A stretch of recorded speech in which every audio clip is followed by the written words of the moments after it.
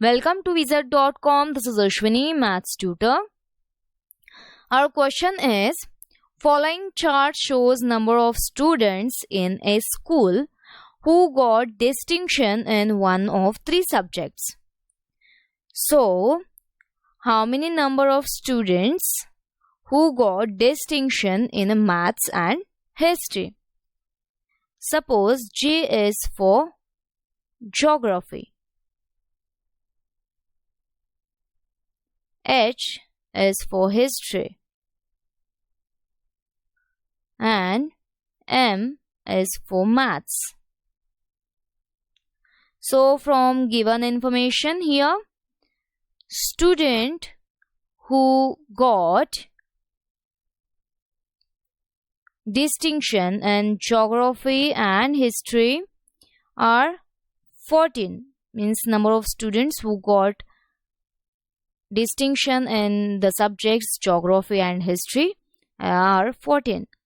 Then the number of students who got distinction in history and maths are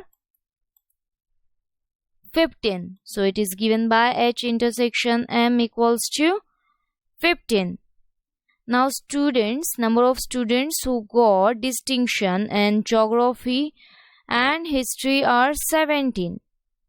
And number of students who got distinction in history, maths and geography are 9.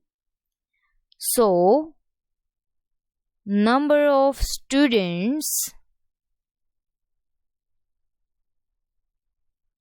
who got